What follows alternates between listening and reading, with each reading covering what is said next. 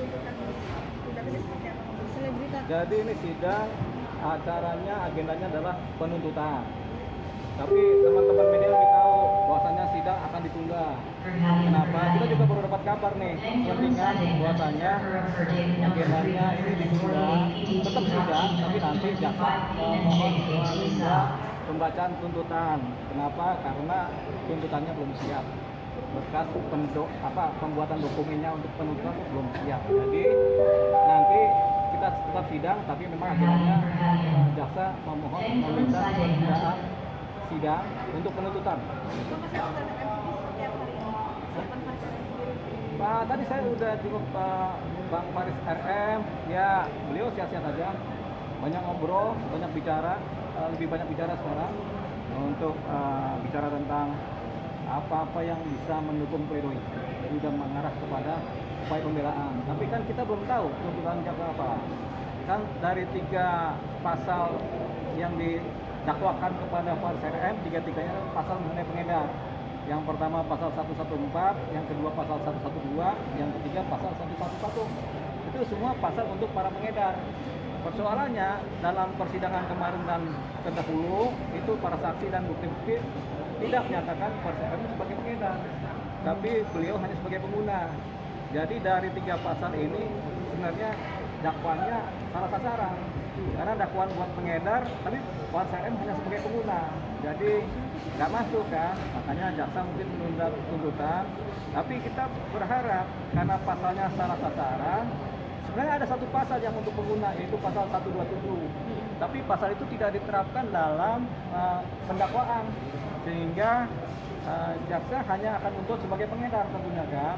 Tentu akan diupayakan dikait-kaitkan antara pengguna dengan pengedar dengan pasalnya yang ada, yang pasal dakwaan kan.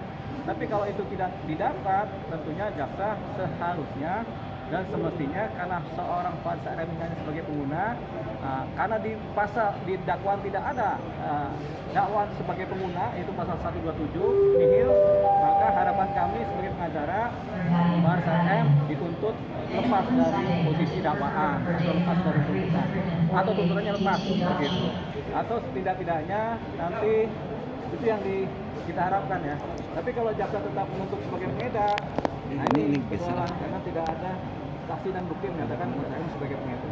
Jadi Bang, ya. terkait kemarin ada kepala BNN menyatakan untuk anak buahnya untuk tidak menangkap artis-artis yang bisa mendakwa. Itu adalah kebijakan dari kepala BNN yang kita juga mengapresiasi secara positif, karena kebijakan itu memang masuk akal. Tapi kita juga kemudian berharap jangan sampai kebijakan tersebut kemudian menyebabkan bertambahnya pengguna, karena merasa pengguna jadi pakai aja begitu kan.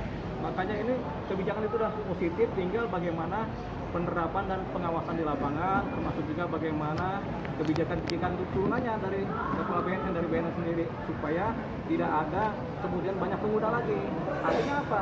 Pemberantasan terhadap peredaran narkotika harus dikuatkan, ditingkatkan. Jadi kalau pengguna kemudian tidak dipidanakan, tentunya pemberantasannya harus lebih kuat lagi. Jadi itu harapan dari kami. Tapi kami apresiasi terhadap kebijakan dari kepala BNN, di mana kebijakannya pengguna itu tidak dipidanakan, tapi dianggap sebagai korban dan kemudian dimintakan untuk rehabilitasi, dan kemudian tidak ada penangkapan terhadap pengguna. Jadi kalau begitu ada proaktif dari masyarakat, di mana keluarganya kalau ada korban sebagai pengguna segera lapor ke BNN supaya dikonsultasi untuk direhabilitasi. Itu tadi. Bang, abang ada langkah bang untuk ke BNN bang? Hah?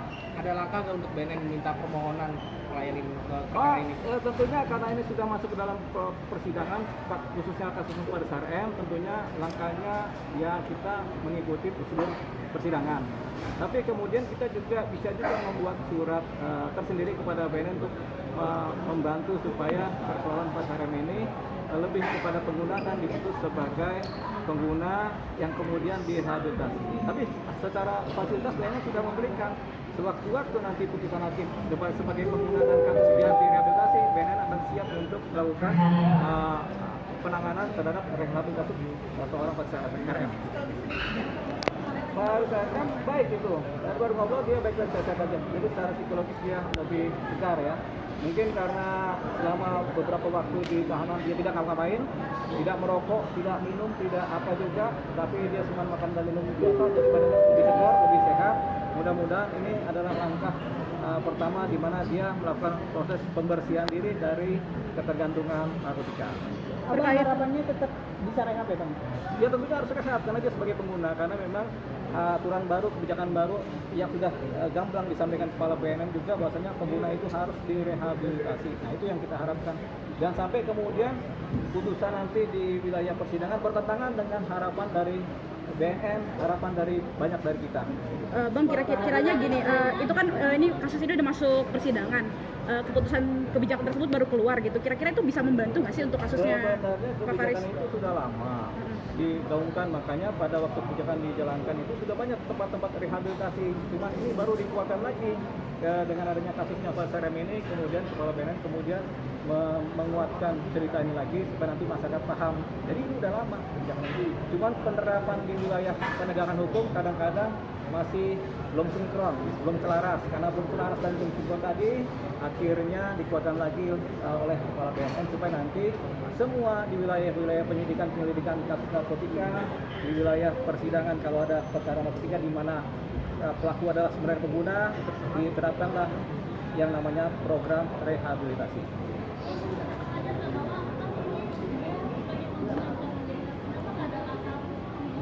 Nah itu kita juga bertanya, dalam hati. Sampai saat ini kita bertanya-tanya dalam hati kita sendiri, kenapa pasal 127 tidak dicantumkan terhadap seorang perkara yang adalah pengguna? Padahal itu pasal penting buat seorang pengguna. Karena kalau dia dijerat pasal pengedar saja tentunya lepas dari jeratan hukum kan. Tapi pasal 127 tidak ada dalam penerapan Pak Serem sebagai pengguna. Makanya kita bertanya-tanya sekarang masih di dalam hati. Nanti kita bertanyanya di luar hati ketika pas pledoi. Ya, siap pembelaan kita tanya kenapa tidak ada pasal 127 kan? Mungkin ini salah satu trik di mana mungkin Pak Serem dari posisi jeratan hukum kan bisa jadi karena tidak ada pasal mengenai pengguna kan, karena ada pengedar, sementara dia bukan pengedar kan, gitu. Jadi nggak tahu apakah ini trik ataukah ketidaksengajaan atau karena salah urus.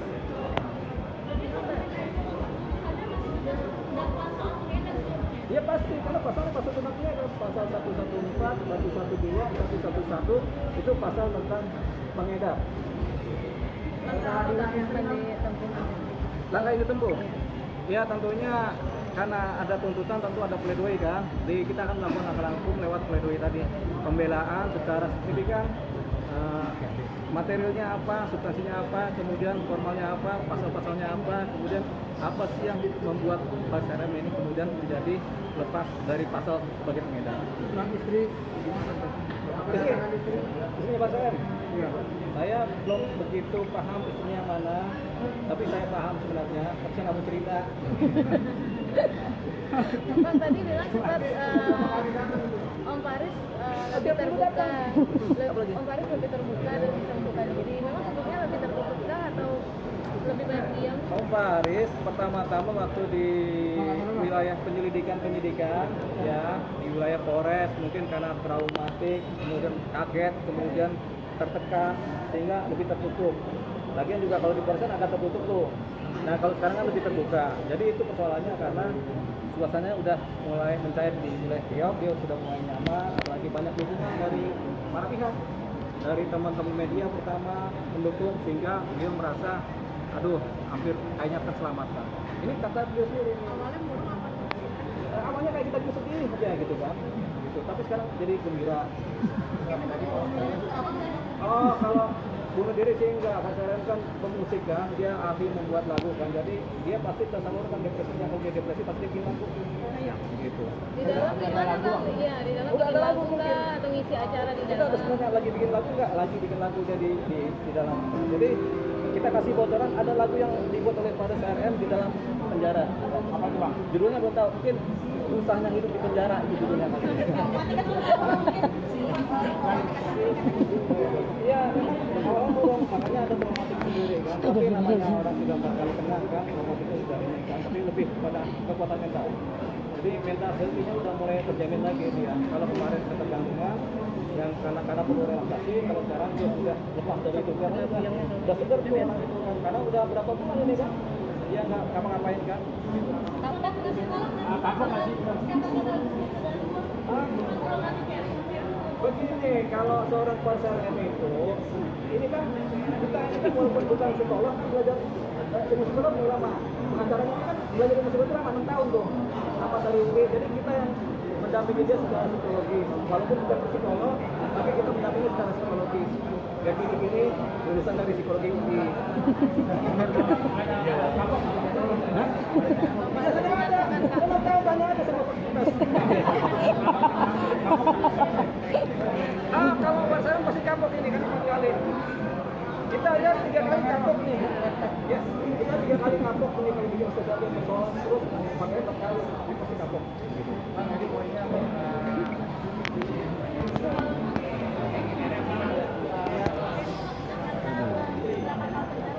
kalau pasal 127 sebagai pengguna diorientasikan pengguna itu direhabilitasi, tapi tidak menutup kemungkinan pasal itu ada hukuman 4 tahun maksimal.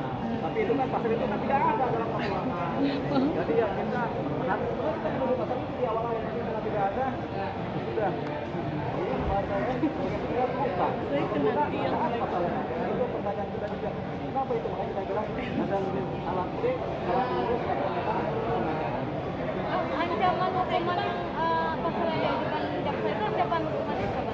Kalau ancaman jaksa sebagai pengedar tentunya tinggi-tinggi itu di atas 5 tahun, 10 tahun, 10 tahun, 20 tahun, bahkan ada hukuman mati kan begitu. Tapi karena ini nggak ada, bukan pengedar, jadi kan pasal itu tidak berlaku buat Baris RM. Tapi persoalannya kan memang nggak ada pasal yang menuju dia sebagai pengguna di dalam dakwaan, sehingga berkemungkinan sebenarnya kalau salah tuntutan atau tentunya kemudian dikaitkan dengan pasal dan fakta-fakta dan bukti, berpotensi tuntutan lepas atau dibebaskan. Kadang-kadang ada pasal tentang pengguna yang didakwakan.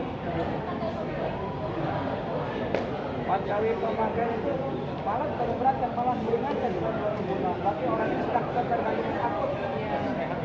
Hah? Iya, harus direhab total. Harus direhab total. Pasal mengenai pengedar begitu. Sementara beliau Baris RM itu adalah pengguna. Sementara harusnya ada pasal pengguna tuh, pasal 127. Cuman tidak ada dalam dakwaan. Makanya ini mungkin diperhitungkan oleh pihak jaksa apa yang mau dituntut dan bagaimana isi tuntutannya begitu. Jadi ada kemungkinan itu dirubah, Bang? Belum tahu kan, belum ada tuntutan. Kalau menurut abang sendiri, Bang? Kalau menurut abang sendiri? Kalau menurut kita, menurut kita sendiri ya tuntutannya karena dia bukan pengedar tapi dituntut pengedar kan salah kan, apalagi tidak memenuhi unsur, makanya kemungkinan besar tuntutannya dilepaskan dari dakwaan begitu, baik dakwaan primer maupun sekunder. Pak, pasal yang dituduhkan pasal pengedar ya, Bang. Tapi Iya. kan menurut saksi itu pengguna, Bang. Kenapa bisa itu didakwa di pasal Kita nggak tahu, itu kan racikan dari wilayah penyelidikan dan penyidikan. Itu dari pihak kepolisian, Polres Selatan, narkotika, ya mereka meracik ini beliau sebagai pengedar, begitu kan. Memang ada jungtonya turut serta, tapi kan itu nggak masuk kalau jungto mah, gitu. Karena kan dakwanya dakwaan utama, gitu. Kalau jungto kan berarti ada yang pengedar utama, ini kan nggak ada, begitu. Jadi kesalahan mungkin dari pihak atau memang salah racik atau racikan berstrategi khusus sehingga yang didakwakan adalah pengedar, padahal dia adalah pengguna. Pak, kalau memang yakin pengguna, Bang, bakal ini nggak sih, Bang? Anda mau disiplin juga, Bang? Ya tentunya kalau pengguna, kalau tuntutannya lepas misalnya atau tuntutannya direhabilitasi, ya harapannya ya tentunya kita langsung ke BNN supaya difasilitasi oleh BNN untuk kemudian direhabilitasi melalui jalur PSN. Bang, kemarin Kepala BNN mengeluarkan pernyataan bahwa setiap pengguna apalagi artis itu nggak boleh ditahan, Bang. Ya itu pernyataan dari BNN kan? Ya, Ini apa kan respon Abang? setiap kita apresiasi secara positif apa yang disampaikan oleh Kepala BNN. Memang itu seharusnya, tapi juga jangan sampai mengungkapkan bahwasanya kadang-kadang artis itu pengedar. Gitu. Ya, Jadi tetap harus berhati-hati dalam penanganan perkara narkotika. Harus dibedakan mana itu pengguna, mana itu pengedar terlebih dahulu. Yang pengedar ditangkap, yang pengguna direhabilitasi. Oke. Bang, seperti apa, Bang? Makasih, Bang. Hah? Kecewa. Sama siapa? Kalau sama pacar kecewa pernah. Kalau begini nggak ada kecewa-kecewanya, namanya kita profesional kan? Begitu. Oke. Ya. Nah, foto dulu.